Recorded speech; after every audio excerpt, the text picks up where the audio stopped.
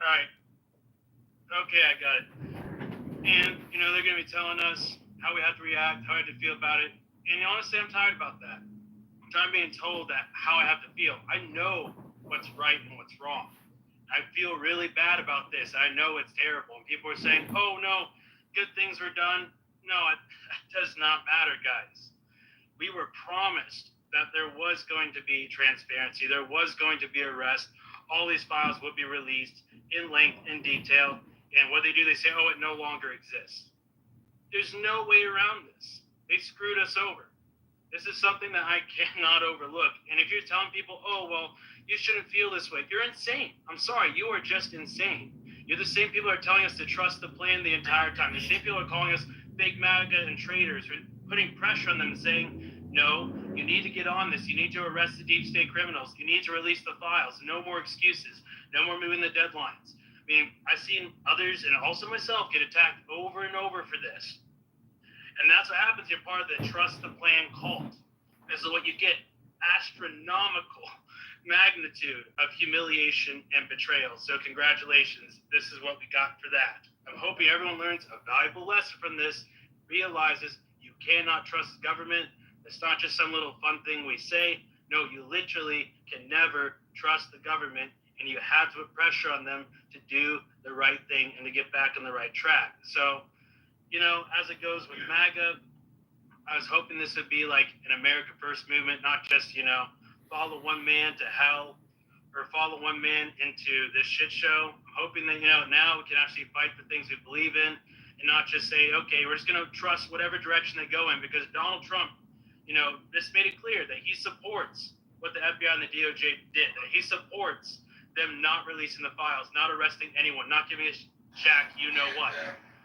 So I have a problem with that. I'm not willing to follow a man who does that stuff. I'm going to cheer for him when he does the right thing, but right now I'm no longer a supporter. I was already on the fence, but now I'm done. Unless it gives us real mass deportations, this administration is a joke. Just full on a joke. I don't trust him at all. You're allowed to feel that way. Thank you, Philip. Go ahead, Michelle. You've been waiting patiently. Sorry about that. Hey, that's no problem. Thanks, Diligent. It's been a while since I've been in a space, but this has been great. I've really enjoyed listening, and I love your passion for this issue. I was sitting here thinking as I was listening the last hour or so about what a convergence we live in this time right now, where there are people, and I so appreciate you for this, who will just stand for truth alone, let it stand alone, not get into parties. And this is what I think. I believe in America. I believe in the experiment. I believe in the Constitution. I don't think in terms of having to burn it all down, but I do wholeheartedly agree with Dustin that this has to come outside. It has to be pressure put on outside of either party or voting our way into or out of this. I'm from Omaha. I live in Kansas City now. So I did a deep dive about 15 years ago on the Franklin cover-up. And I often think of what it would have been like had we had the access to social media and getting the word out and doing research, had it been at that time. Did you know that King, the guy, the kingpin of that, he never served more than 10 years. They only got him on financial charges, never anything sex or sex trafficking. And he probably ended up in DC. Nobody even knew where he went. So this is decades of getting away with these degenerate, reprobate sexual deviancy that has harmed children and has, led to, many deaths and sexual exploitation and devastation in our society and around the world. And I think that this is exactly what we need. I don't know where things are going to go from here, but I do think that this is the way to do it, is to keep the pressure on. And somehow, even though we don't see the, what's going to be the way that this is going to, how is this going to remedy? It doesn't even matter if we know the way or not right now. We have to keep putting on the pressure. And hey, I'm an Andrew Bailey guy. I think really he should have been the one instead of Bondi. He's a military he's an operational guy, and I really hope we can get somebody in there for AG like that. I think that these AGs, these prosecutors, should get full protection. I think their families should be protected.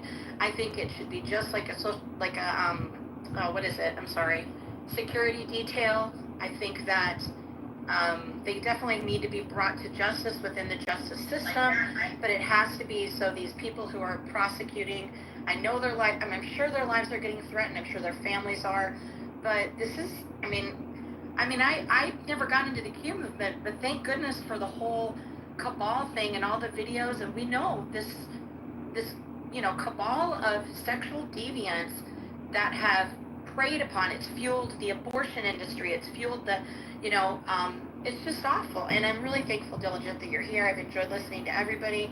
Millie, Chad, all of you guys. Dustin, thanks, guys. The Attorney General does have a security detail.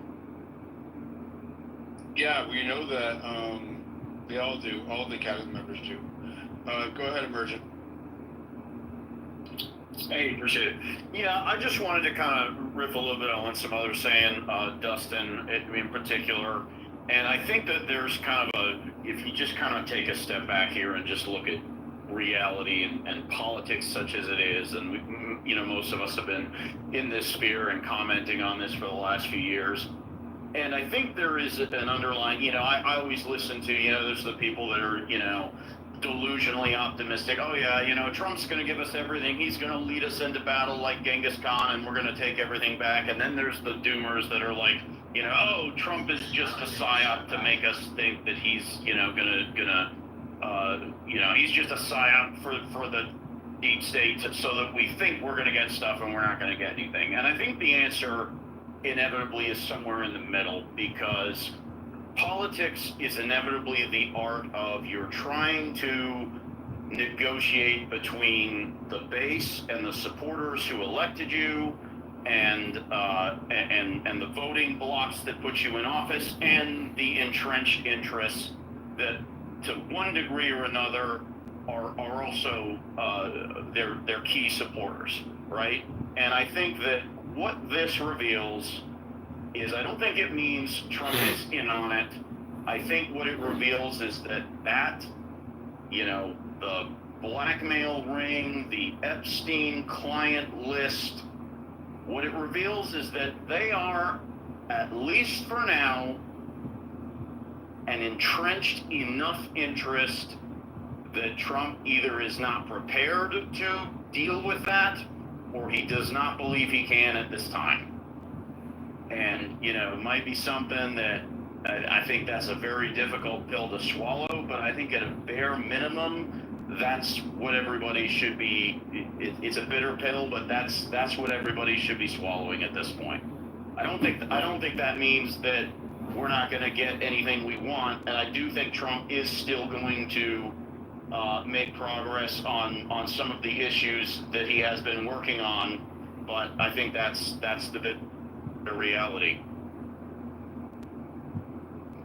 Also, how humiliating this is. Everyone who voted for Donald Trump and this happens, it's humiliating. And it's just not right to do this to his own voter.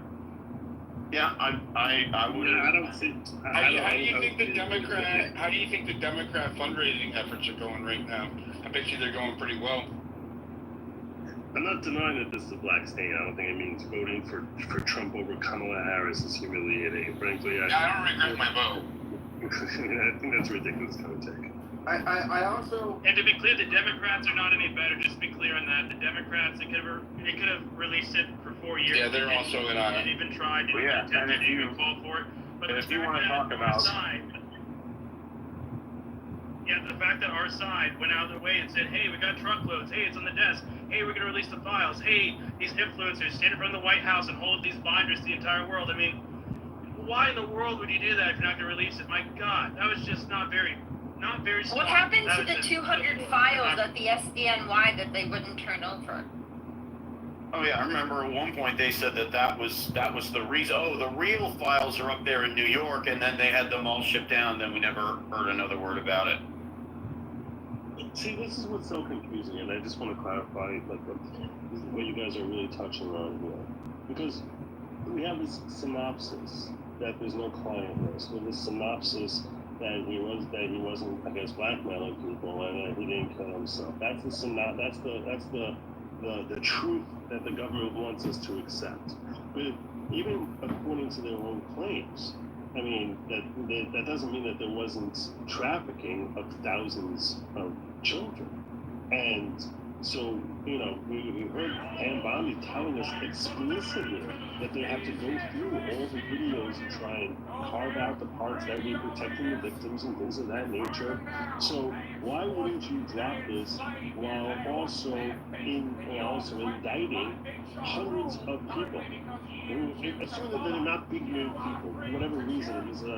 He's feeding a fetish to, if we want to accept the government story, why would you not be indicting hundreds of people who are on those things? Like, it doesn't, none of this makes any sense at all, even if you want to try and believe them. And it's almost offensive that they think the public is so stupid or don't realize how much this is going to blow up in their face. It's like, how dumb do you think we are, or how tolerant are we, or how much of a sheep follower type of thing do you think that we are? That, oh, okay, this is what they say, we're gonna go along. It's insulting. Or how little choice do they actually have? And again, this is why I just encourage everybody, think about this: the local prosecutors through the entire process, local prosecutors and their staff, state prosecutors and their staff, different administrations, different FBI and their staff. I mean, you're talking about, in order to just keep the lid on this thing to this degree, an almost insane level. And if you have if they have the power to prevent this information from coming out, then what else are our electeds, like the people that are supposed to be in control, what else do they not have control of? What else can they be leveraged to go against? The announcement's so ridiculous. We have client lists, right? Like we know Prince Andrew is implicated in this. We know a lot of the people who regularly attended the island. Like, the idea that there was no client list and no one was blackmailed is so silly that who has the power to make somebody say something so ridiculous and obvious at the highest level? And how are we supposed to do anything if Trump and that team in particular is forced to toe that line? I think it's something we really got to consider. Well, and I'm not worth anywhere near what Epstein was worth, okay? But if you come to my house, you're going to pop up on my Ring doorbell. If you walk out back, you're going to be on camera when I let my dog Margaret out, you know, under the night lights to go take a pee. Like, there's cameras everywhere at my house. Like, if you were under the impression, again, to own a private island, to be hanging out with the most influential people on the planet, that there aren't cameras everywhere. Like, the list written down by Epstein in a little black book is totally effing irrelevant, okay? We know exactly who these people are. Just show us the Ring doorbell footage. I mean, at a minimum, you know, like, you don't have to release the actual sex acts with children, blah, blah, blah, the way Caroline said it today, which was just so... Or just tell us the names. Don't even come at me. Don't even come at me with that. Don't even come at me with that, oh, you can't really... Like, I'm not asking for actual footage of Andrew, you know, behind someone in a, you know, villa somewhere. I'm just asking for the evidence that that person was in there and you got Andrew walking through the front door. And to say that that doesn't exist, or that I am... There were cameras over the main doorway and the side entrance. I mean, dude, there could be cameras everywhere, Diligent. Like, come on now. Like, The cameras, you know, on the every corner from the motorcycle city of New York. I have a couple of big guests coming in shortly, so do me a favor, you guys. Bottom right corner, repost the space. I want to go to some of these people with their hands up, and then we'll open it back up. Jennifer, did you have something you want to say? Your hands up. I don't know. Is it not up? you can drop me for space if you want to, Dill, whenever you need to. Just drop. Whenever you're done talking, you can drop yourself. You're doing all right. I'm just wondering why Prince Andrew would settle with Virginia Giuffre for what, $5 million, or was it more? If like, there was no, like, fire where there was smoke. It just seems weird Yeah, that you she's would dead. settle with someone. Yeah, and she's dead. But look at how many, like, Yeah, she I got pointed hit by out a bus, before. and that didn't work. She shot herself, right? Yeah, but listen, the point is that all of the people who have been associated with Jeffrey Epstein, including Epstein, are now mysteriously dead. Right? John Luke, whatever the hell his name is, Virginia, Jeffrey, there's a whole list of them. There was a New York Post article that they did. So why are all these people dying, and why are they settling out of court if there's nothing that the American people need to know? Hey, Diligent, I'm about to have to leave, but I just want to ask one question before I go, if that's okay. Go for it, brother. Yeah, I guess it's a question for everyone. I really don't have it in my heart to be stained by this, like for the next 5 or 10 years or forever long. So, are we just going to accept this, or are we going to do something about it? What can we do, Philip? Like, what's the plan exactly? That's the The question. first step is not accepting it. Yeah. Well, I certainly appreciate you guys letting me come up and just share some thoughts. And, I really felt the need to vent. Hope I'm not jumping line here. But, this isn't a red or blue issue. This isn't a Democrat-Republican issue. This is a basic human goodness versus evil issue. These thousands of children that were trafficked. What's sad is there's no justice for them on this side of the grave.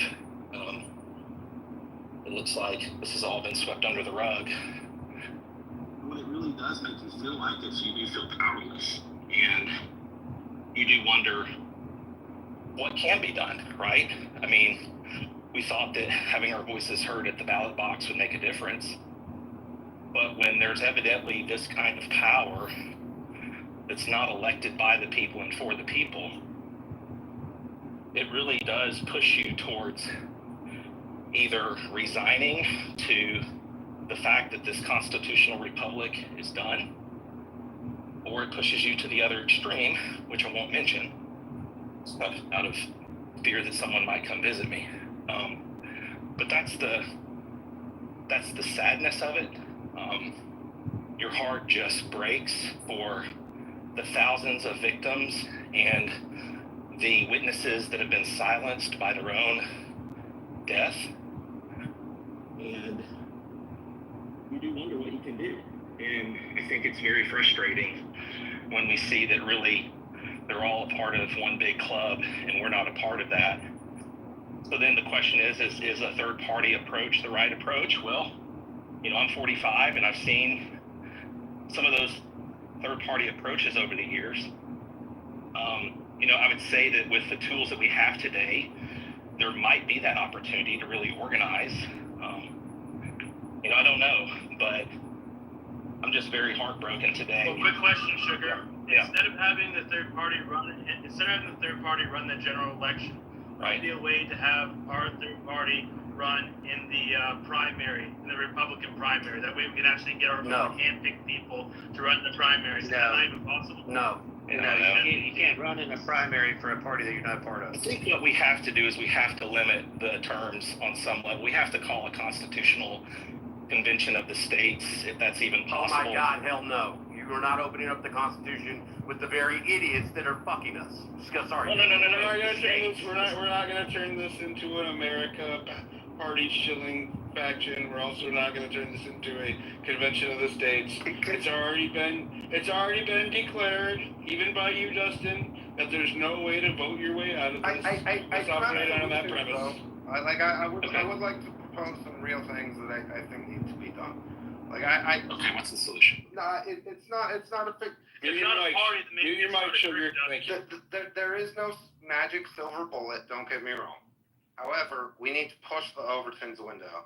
You need to demand that there are candidates that call for wholesale Bukele-style jailing of government officials at every level. We have to push what is mainstream and acceptable by moving the Overton's window and demanding extreme judicial and legal and criminal action against all kinds of people.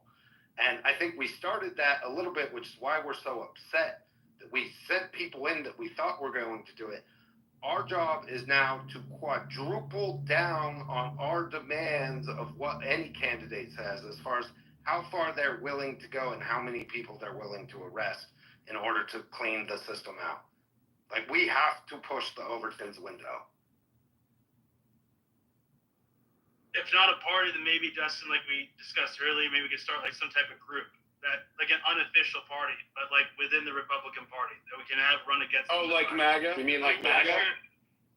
No, guys. Donald Trump has endorsed a bunch of people that were bad. All right, so I wouldn't say quite like that. Different. Like we ourselves, we would choose them. We would actually have control over it. Something different. Why not try it? What do we have to lose? How are you going to have controls if you're not in an organized party? Okay, I have a solution to present. So a lot of times, if you want to hurt the politicians the most because you're pissed off at them, you got to do it with your wallets, okay? These guys are always calling up asking for money. All these candidates are asking for money. The Republican Party asks for money, and then they sprinkle it around to the candidates that they choose. That system screws us every time. We need to, we could have like a PAC or something that vets and selects like good, actual patriotic candidates that we know aren't freaking bought off.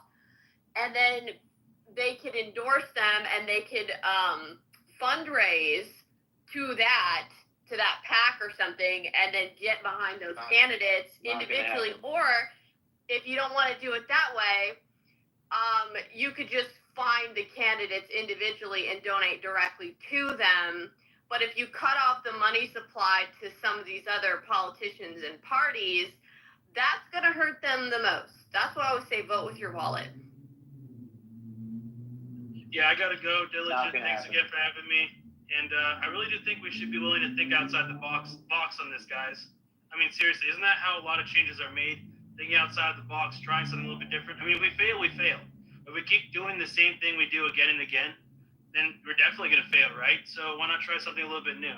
Because I really don't want anything like this to happen again, guys. I think outside of the box really is the only way that we're going to be able to fix it, to be honest with you. Obviously, the levers and mechanisms within the system that we have available do not work. I think we can kind of... Yeah, when people don't do anything. Yeah, I think we Come on, can... Diligent, we're talking about an apathetic electorate that doesn't go out there and do the job.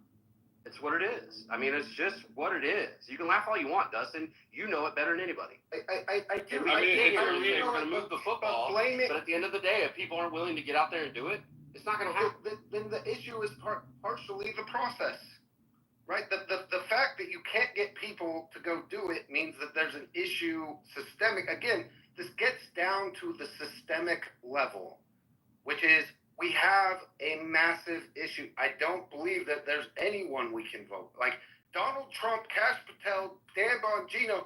I mean, who are we supposed to go vote for that's going to go in and spend the kind of time reassuring us that they are focused on these issues, that they believe in them in long-form content and short-form content and their own content. I just, for me, I don't know that there's any... Like, I don't know how we vote this out. We have to make people more afraid of the people than they're afraid of whatever is pushing them to make these kinds of decisions.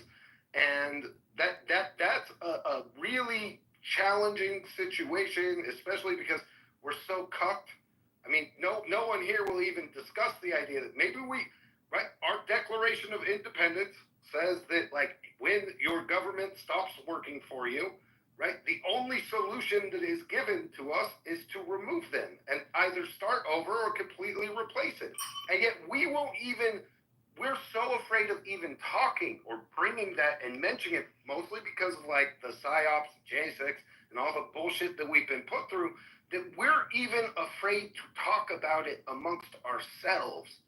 And I think part of us, like, we need to first come to the internal courage to say the words out loud the First Amendment was written specifically for us to talk about these specific issues.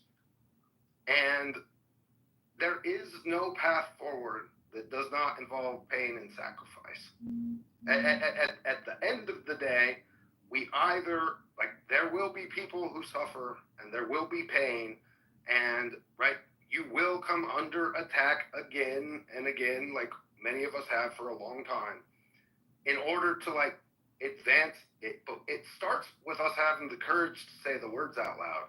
And I can't tell you how many times in this space alone I've heard people self-censor having a discussion about maybe it really is time for us to take them all out simultaneously, not violently, but also not. I mean, I've heard numerous people on the stage say that if it needs to all burn down in order to fix this, then it needs to all burn down, including Chad and myself. What does that mean? I mean, let's talk pragmatically, okay? Dustin, Exactly. Dustin, I want you to speak plainly. You say that we shouldn't self-censor. I want you to speak plainly. Are you suggesting violent overthrow of the government? And I'm not asking this. If you tell me you don't want to say that out loud because you're afraid that the FBI is listening to you, I understand that. But I'm just asking you, like, what is it exactly that you're saying? I'm saying that maybe we need to continue to show up until we shut it down, right? Like, at some point, we have to take to the streets and demand wholesale change. Again, what I'm proposing here is that this is a system. Isn't that what J6 did, though? It's exactly what happened with J6, and we paid a terrible, terrible price for that. Lots of people paid a horrific, life-altering price and sacrifice for it. But if there's ever been an issue that, like, we need to show up and we need to continue to make noise and make things not work until, like, it comes to a head and some things change. What more usurpations do we have to suffer before we say, you know what, like, I would rather go in and the risk of the psyops and the infiltrators and the agent provocateurs and everything else in order to start showing up and just continue to push and push and push. Because honestly, all of this talk like, oh, well, we're going to organize and we're going to, like, get a bunch of people to go vote. Until we start, it starts with talking, and then it starts with protesting in person, and then it starts with not accepting the abuses that come with those things.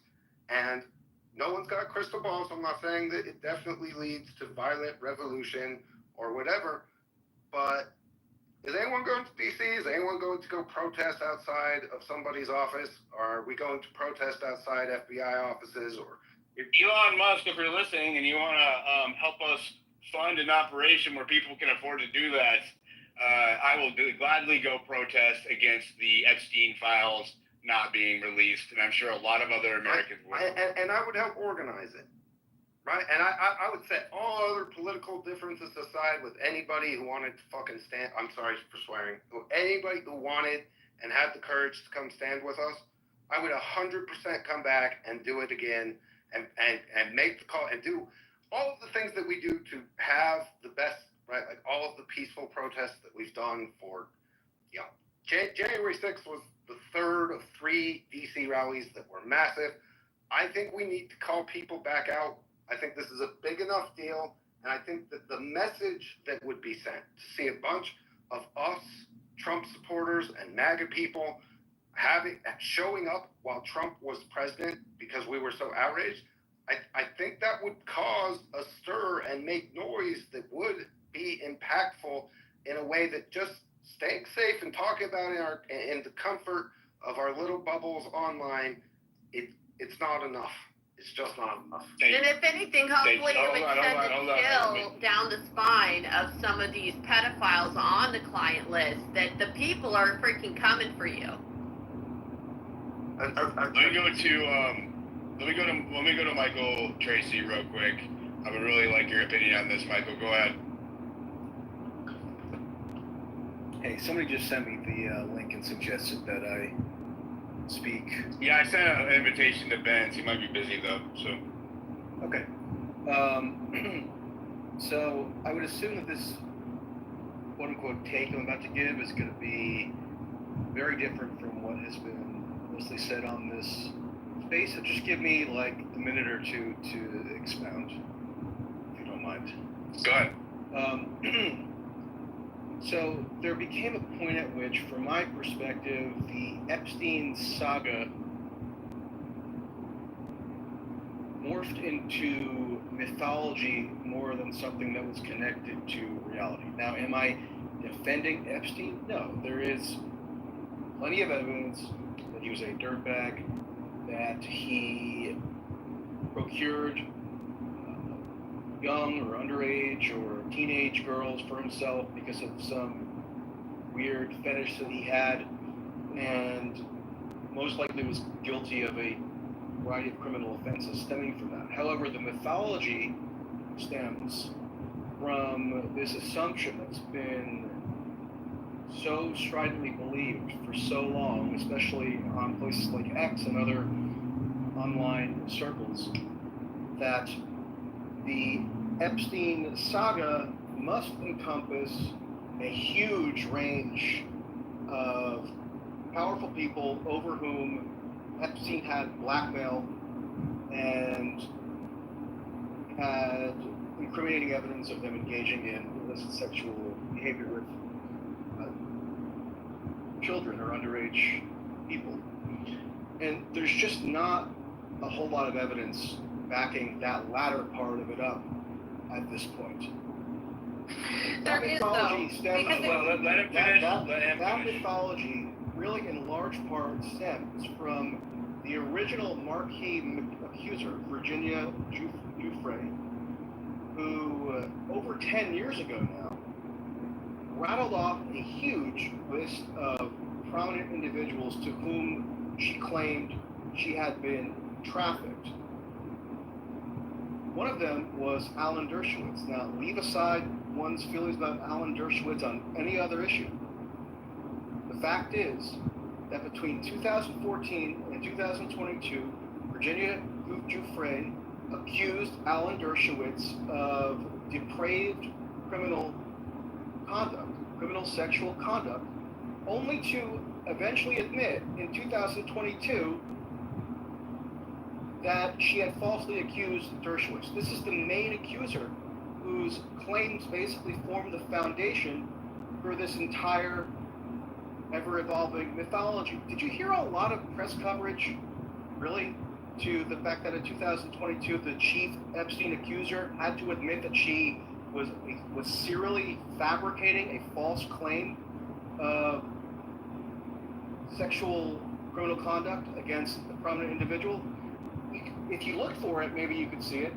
I commented on it, but it really did not seem to penetrate the consciousness much of people who are so invested in this story. Was she involved with a lawsuit with Dershowitz over that? Well, yeah, there were lawsuits and then counter lawsuits and defamation suits, and it eventually got settled. I mean, it's a very convoluted story, actually. Giuffre was represented by David Boies, who's a hugely prominent, high-powered attorney, who has a long-running, like decades-old feud with Dershowitz, but it culminated in, like, the whole tangle of litigation culminated in 2022 in a settlement in which Dershowitz didn't even seek any monetary damages. All he sought was an acknowledgement by Giuffre that the accusation against him was groundless, and he received it. And so the same Dershowitz. So if and Giuffre, the same Dershowitz even testify. Give me another 30 seconds or a minute. Yeah, go ahead, finish. As such, Giuffre, if you notice, if you followed the Ghislaine Maxwell criminal trial in 2021, she was not even called to testify by the prosecution because it was well understood that she had serious credibility problems. Her statements were presented, her previous statements were presented as evidence, though. Well, she wasn't called to testify, and she was not one of the 4 victims against whom it was alleged that a sexual offense was committed.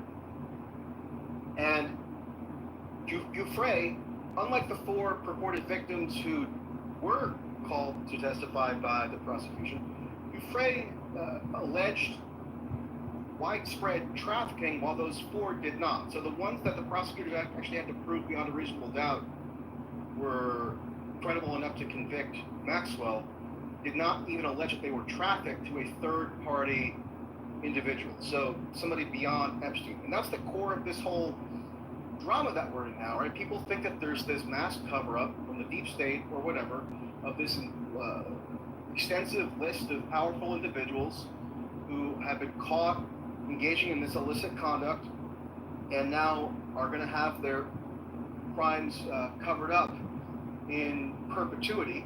And I'll agree with any people who want to complain about members of the Trump administration and right-wing media, Dan Bongino, Pam Bondi, etc., teasing their audiences with this idea that some major revelation was going to be on the offing now that Kash Patel and Dan Bongino got in there to clear out the deep state and finally bring justice to all the children who were victimized or whatever.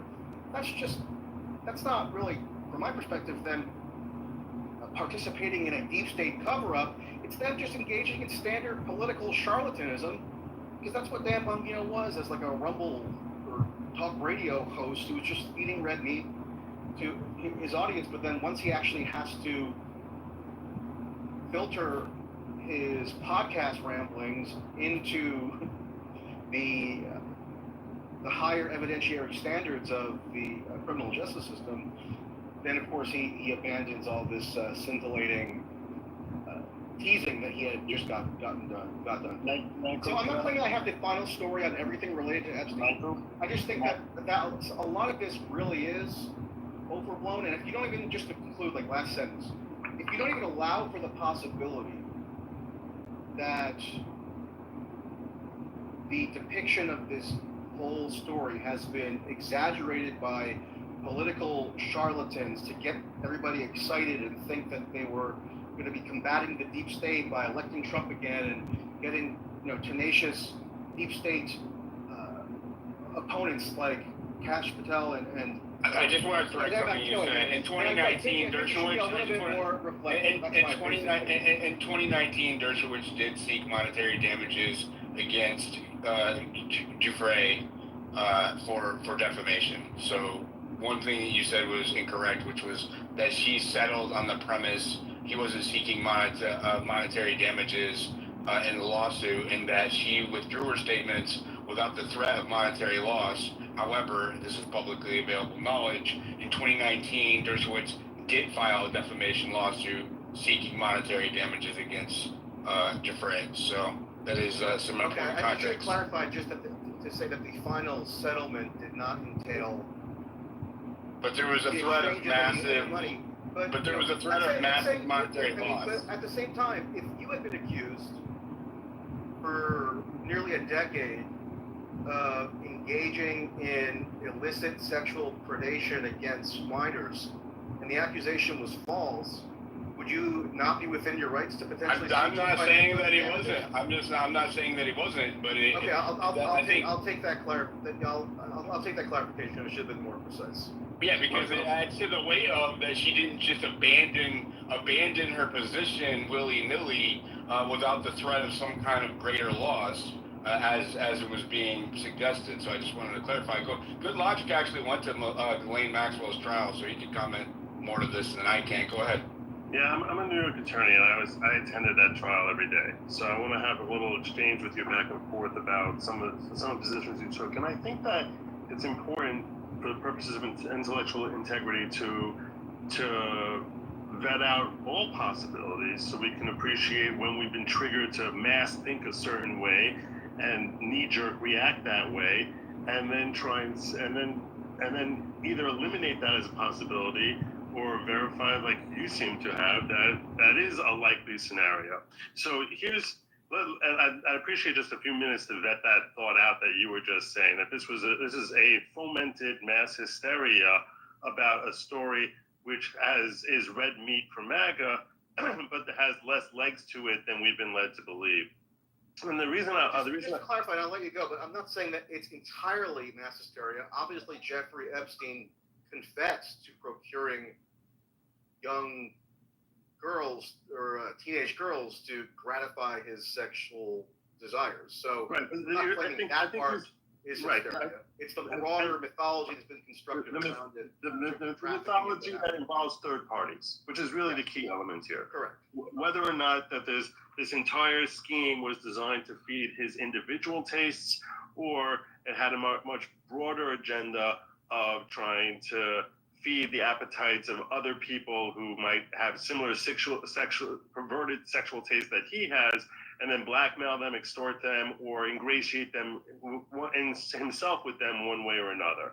And the point that here are a few questions I have for you based on that take. So first, you start with an assumption that because Virginia Giuffre did not testify in the Ghislaine Maxwell trial, and you're correct. I actually brought that up early on in this space. She did not testify, and I think that there's a lot of reasons that she may not have testified, which have nothing to do with supporting the conclusion that you seem to draw. He was never found incredible in any other court case. Just want to add that context. Go ahead.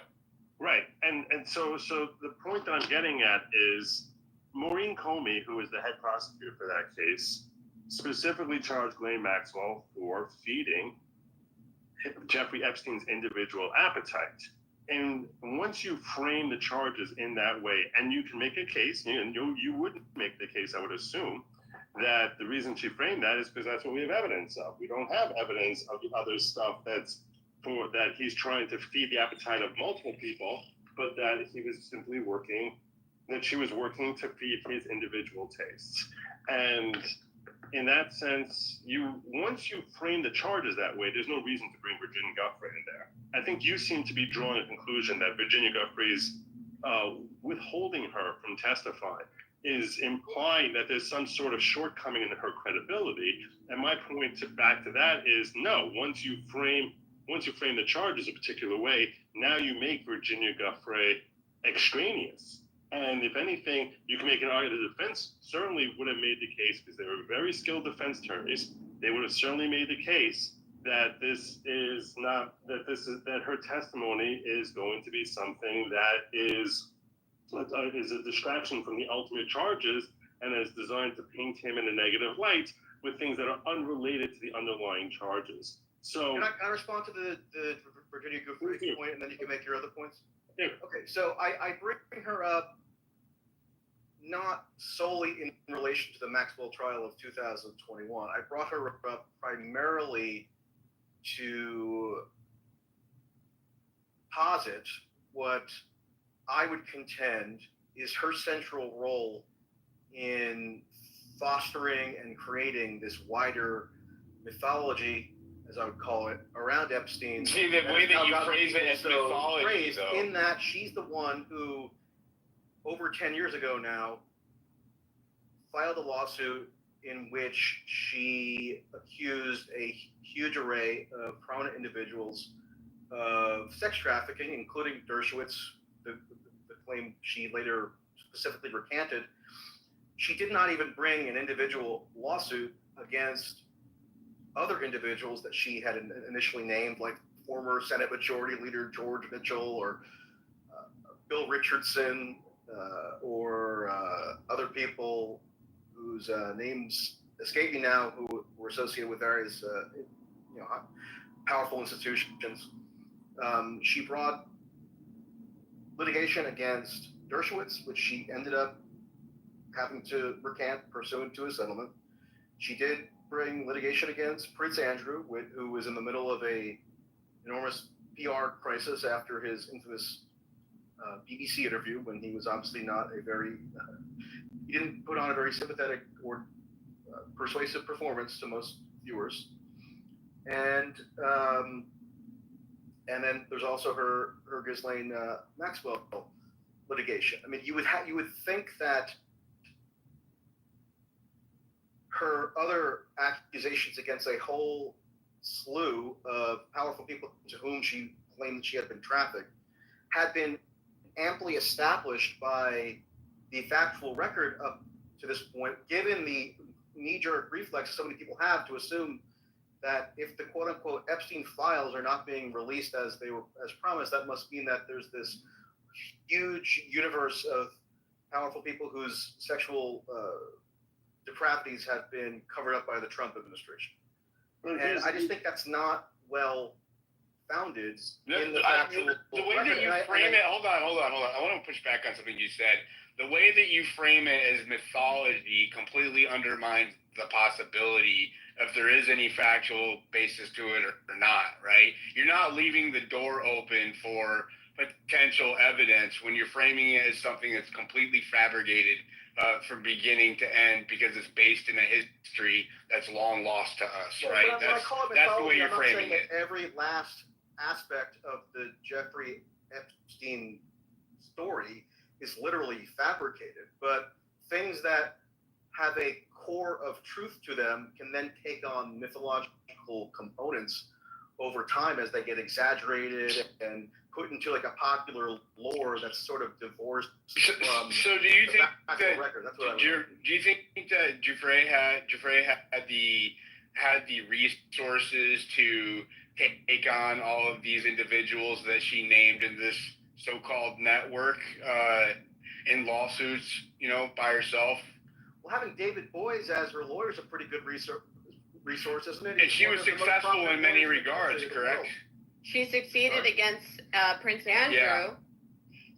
Prince Andrew settled with her quite extensively. Right. So like 12 million pounds. So that Right. actually shows right there were third parties involved, which counters what you were alleging earlier. Right. There's the Exactly. one third party that did settle was Prince Andrew. So why would you settle if you were innocent? If I were Prince Andrew's lawyer, I probably would have advised him to settle too. He has the royal family's frequenting that particular the Manhattan, the New York residence numerous times. He admitted that himself on a different occasion. Like in the context of all of that, that would actually show that she was credible in her statement, especially when you couple it with all the settlements, right? Like there's far more evidence. Hold on. There was two settlements. There was also a settlement with. There was also a settlement with. There was numerous settlements from the estate as well as banking institutions on the condition that the parties who settled with did not come forward to identify themselves. You don't know that she wasn't one of them, right? We do know publicly there was one settlement, but there's also other settlements that occurred where the parties involved weren't named under a non-disclosure agreement. Okay, can we agree on that? I'm talking about third-party individuals whom she claimed she was trafficked to. Correlating evidence that supported her claim. Can we agree on that? Can I? Well, I mean, look, can I ask you, like, the fact that she, after 8 years, she finally conceded that she had falsely accused Dershowitz, one of the two people, the two third-party individuals she brought a lawsuit against, claiming she had been trafficked to him. Does that not cut against her credibility at all? Could it have been that she just didn't have disregarded? It couldn't have been that she just didn't have the evidence making a statement in settlement retracting because she essentially lost the case. Well, yeah, I mean, unfortunately, you need but evidence. But that doesn't necessarily mean that it didn't happen, does it? I can share well, with she you. admitted that she had falsely accused him for 8 years, so that's as close to an admission that didn't happen as you can get within the system.